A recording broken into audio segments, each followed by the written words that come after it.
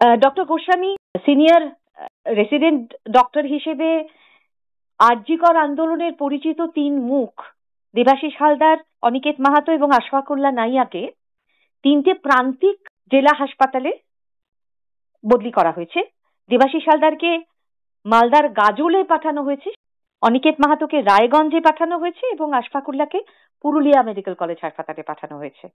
আপনার কি মনে হয় যে এটা একটা প্রতিহিংসামূলক পদক্ষেপ রাজ্য সরকারের? দেখুন, আমার মনে হওয়াটা না, এটা সকলেই বুঝতে পারবেন যারা বিষয়টা শুনবেন, যে এই যে ধরুন কাউন্সেলিং হয়েছে, কাউন্সেলিং মানে কি, এদের মেরিট বেসড, অর্থাৎ যে বেশি নম্বর পেয়েছে সবচেয়ে তাকে আগে ডাকা হয়েছে যে ভাই এইগুলো ফাঁকা আছে, তুমি কোনটা নেবে। তারপরের জনকে ডাকা হয়েছে যে ওই প্রথম জনেরটা বাদ দিয়ে তারপর বাকিগুলোর মধ্যে তুমি কোনটা নেবে। এইভাবে কাউন্সেলিং এগোয়, যে কোনো কাউন্সেলিং এভাবেই হয়। সেরকম মেরিট বেসড কাউন্সেলিং যখন হয়েছে, অর্থাৎ দেবাশিস হালদার সে যখন হাওড়া নিয়েছে, মানে তার যোগ্যতা অনুযায়ী সে অর্জন করেছে, এমন নয় যে লটারি করে হয়েছে। ফলে তার যোগ্যতায় অর্জিত যে পোস্টিং হাওড়াতে করা, 778 জনের যে বেরিয়েছে তাদের 1 বছর 9 মাস এই বন্ড পিরিয়ড, অর্থাৎ সিনিয়র রেসিডেন্ট হয়ে গেছে, কাজ করা হয়ে গেছে। 1 বছর 3 মাস আরো বাকি আছে। এই 1 বছর 3 মাসের জন্য কাউন্সেলিং যেটা হয়েছিল, তাতে দেবাশিস হাওড়ায় নিয়েছিল, এবং হচ্ছে যে তাকে হাওড়ায় না দিয়ে তাকে দেওয়া হয়েছে মালদার একটি ব্লক। গাজল কিন্তু কোনো মহকুমা নয়, গাজল হচ্ছে একটি ব্লক।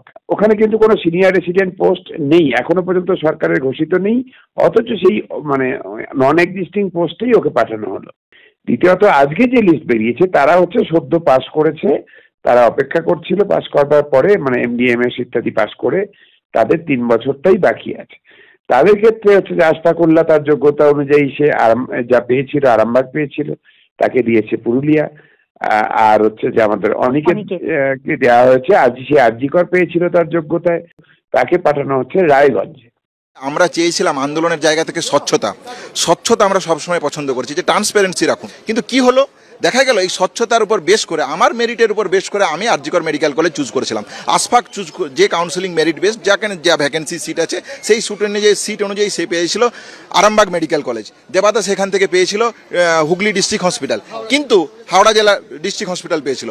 কিন্তু এখন যেটা দেখা গেল যে তাহলে কি সমস্যা হচ্ছে, যখন জয়নিংয়ের অর্ডার আসছে তখন বলছে অনিকেত এই 871 জন এবং 677 জনের মধ্যে অনিকেত মাহাতোকে পাঠানো হচ্ছে রায়গঞ্জ মেডিকেল কলেজ, আশফাকুল্লাহ নায়াকে পাঠানো হচ্ছে পুরুলিয়া মেডিকেল কলেজ, দেবাশিস হালদারকে পাঠানো হচ্ছে গাজল সাব ডিভিশনালের একটা হসপিটাল।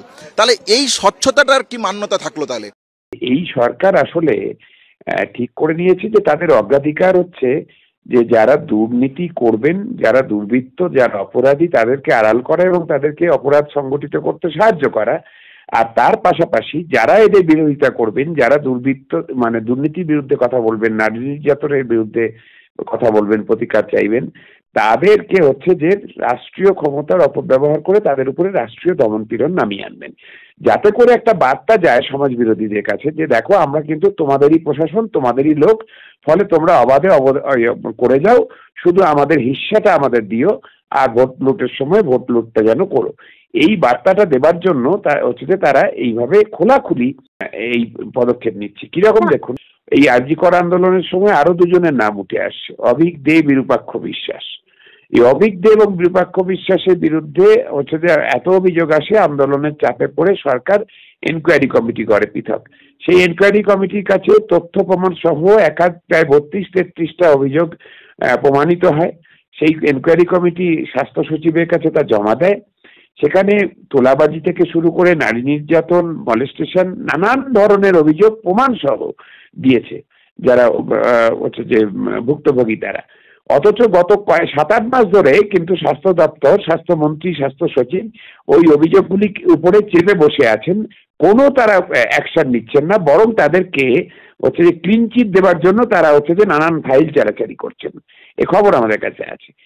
আর উল্টো দিকে যারা আমরা প্রথম থেকে হচ্ছে অভয়ার বিচার চেয়েছিলাম, তদন্তকে ধামাচাপা দেওয়া, তথ্য প্রমাণ লোপাট করার বিরোধিতা করেছিলাম, যারা জাল ওষুধের কারবারের বিরোধিতা করেছিলাম, যারা দুর্নীতির বিরুদ্ধে গলা ফাটিয়েছিলাম, যারা নারী নির্যাতনের প্রতিকার চেয়েছিলাম, তাদেরকে নানানভাবে শায়েস্তা করছে। কখনো অন্য জরুরি কাজ ফেলে রেখেও তাদের অগ্রাধিকার হচ্ছে আমাদেরকে শায়েস্তা করা।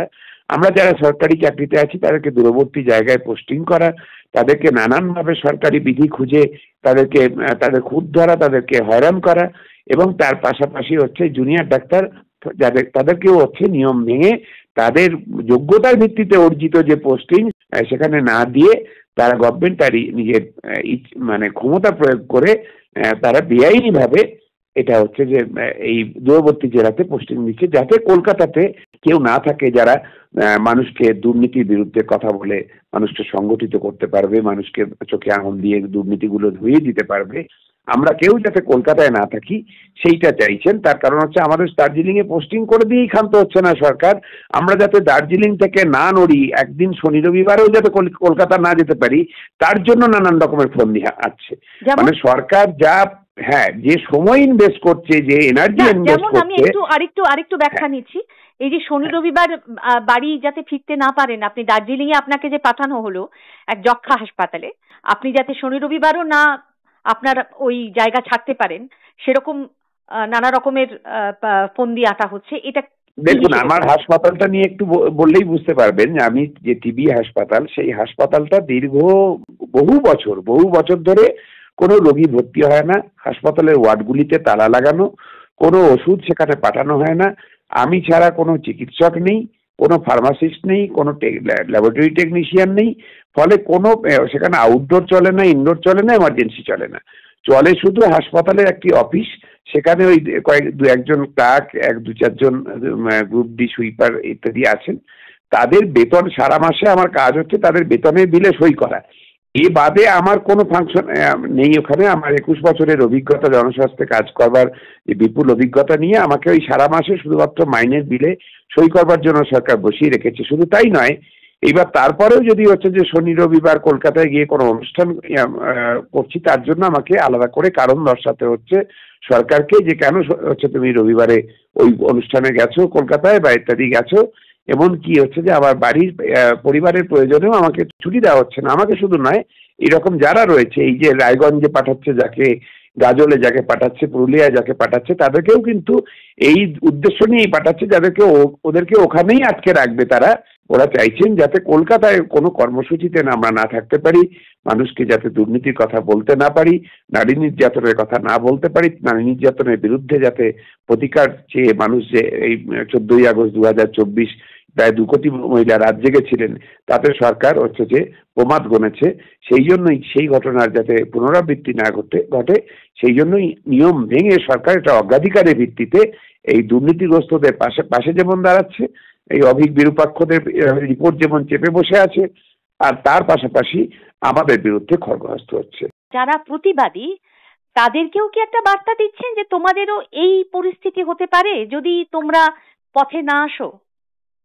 সারা রাজ্যের মানুষকেই বার্তা দিতে চাইছে।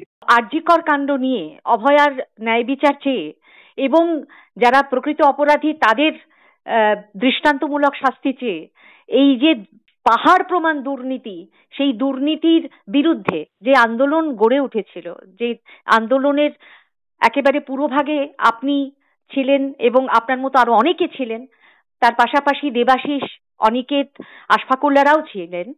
সেই আন্দোলনের যে 10 দফা দাবি ছিল, বিশেষ করে যারা জুনিয়র ডাক্তার তাদের, সেই 10 দফার কতগুলো দফা এখনো পর্যন্ত মানা হয়েছে আমরা জানি না, কিন্তু স্বাস্থ্য সচিবের অপসারণ ছিল একটা অন্যতম দাবি। যে দাবি রাজ্য সরকার যে মানবে না সেটা মুখ্যমন্ত্রী পরিষ্কার করে দিয়েছিলেন। এই 3 জন, অনিকেত, আশফাকুল্লাহ এবং দেবাশিস, স্বাস্থ্য ভবনে স্বাস্থ্য সচিবের সঙ্গে দেখা করতে চেয়েছিলেন। স্বাস্থ্য সচিব কিন্তু তাদের সঙ্গে দেখা করেননি। কি দাঁড়ালো শেষ পর্যন্ত? দেখুন, স্বাস্থ্য সচিব তো বড় কথা না, স্বাস্থ্য সচিব একজন আমলা, আর 5 জন আমলা যেরকম হয় সেরকমই আমলা। ওনাকে যেরকম হচ্ছে যে চালাচ্ছেন মন্ত্রী, সেরকম উনি চলছেন। মন্ত্রী ওনাকে এই সবগুলো করবার লাইসেন্স দিয়েছেন, তাই উনি লাইসেন্স পেয়েছেন, তাই অপব্যবহার করছেন। তবে এটা ঘটনা যে এই বর্তমান স্বাস্থ্য সচিবের আমলেই এই যাবতীয় এই অনাচারগুলি বেড়েছে। কিন্তু মুখ্যমন্ত্রী যদি বলেন যে কোনো দফা দাবি মানেননি, যে বলা হয়েছিল, মুখ্যমন্ত্রী বলেছিলেন যে মার্চ এপ্রিল মাসের মধ্যে প্রতিটা মেডিকেল কলেজে ছাত্র সংসদের নির্বাচন করানো হবে এবং রেসিডেন্ট ডক্টরস অ্যাসোসিয়েশন নির্বাচন করা হবে। মার্চ এপ্রিল পেরিয়ে মে পেরিয়ে জুন আসতে চললো, দেখেছেন কোনো নোটিফিকেশন? ফলে এই সরকার যে ভাঁওতার সরকার, সেটা তো বারবার নতুন করে বলতে হয় না। এই ভাঁওতা দিতেই থাকেন, ভাঁওতা দিতেই থাকেন, এবং সেই ভাঁওতায় যদি কেউ বিশ্বাস করে সেটা তাদের বোকামি, তাদের মূর্খামি। আরজিকর আন্দোলনটা যেভাবে একটা গণ আন্দোলনের রূপ নিয়েছিল, সেটা ধীরে ধীরে তার গতি হারালো। কিন্তু তার পাশাপাশি স্বাস্থ্য ক্ষেত্রের দুর্নীতি নিয়ে যে তার বিরুদ্ধে যে আন্দোলনটা ছিল, সেটাও কিন্তু কোথায় গতি হারিয়ে গেল তার। এবং এখন এই প্রতিবাদী মুখগুলোকে সরিয়ে দিয়ে এই বিষয়টাকে আরো বেশি সফল করা হবে মনে হয়। প্রথম থেকেই তো চেষ্টা চলছে অভয়া যাতে বিচার না পায়। সিবিআই কে তারা, যেহেতু কেন্দ্রের শাসক এবং রাজ্যের শাসকের একটা গোপন বোঝাপড়া রয়েছে, ফলে সিবিআই সবকিছু জেনেও আদালতে পেশ করছে সেইটুকুই, যতটুকু কলকাতা পুলিশ তদন্তের নামে যে নাটক করেছিল সেটাতেই শিলমোহর মেনে সেটাই পেশ করছে আদালতে। বাকিটুকু তারা পেশ করছে না, কারণ পেশ করতে দেওয়া হচ্ছে না, তাদের রাজনৈতিক প্রভুরা পেশ করতে দিচ্ছে না। ফলে এইরকম একটা দুটো প্রবল পরাক্রমী রাষ্ট্রশক্তি, একদল কেন্দ্রের সরকারে, একদল রাজ্যের সরকারে, তাদের বিরুদ্ধে হচ্ছে যে সাধারণ মানুষ, গরিব খেটে খাওয়া মানুষ, বিশেষ করে অভয়ার পরিবার যদি দেখেন, অতীব সাধারণ নিম্ন মধ্যবিত্ত একটা পরিবার, এবং তার সাথে কিছু চিকিৎসক, নাগরিক ইত্যাদি সকলে মিলে যে হচ্ছে যে নেমেছিলেন, এটা অসম লড়াই। এই অসম লড়াই একদিনে জয় হয়ে যাবে এরকমটা ভাবার কারণ নেই। তবুও আমরা হাল ছাড়িনি, সেই ভিতটা দেখা যাচ্ছে না। কিন্তু সেদিন যারা রাস্তায় নেমেছিলেন তাদের একজনও আজকে আর বিচার যদি জিজ্ঞেস করেন আপনি গিয়ে বুম নিয়ে যে হচ্ছে আপনি কি আর বিচার চান না, তারা প্রত্যেকেই বলবেন যে না, আমরা আজও বিচার চাই। ফলে হচ্ছে যে আন্দোলন শেষ হয়ে যায়নি, আমি যেটা বলবো। আর তার পাশাপাশি আইনি লড়াইটাও কিন্তু আমরা চালাচ্ছি। সে আইন আদালতের উপরে ভরসা এখনো মানুষ হারিয়ে ফেলেনি। হারিয়ে ফেললে তো নৈরাজ্যই নেমে আসতো। সেই জন্যই হচ্ছে যে আমরাও ভরসা রেখেছি, মানুষও ভরসা রেখেছেন, তারা আদালতের দিকে তাকিয়ে আছেন।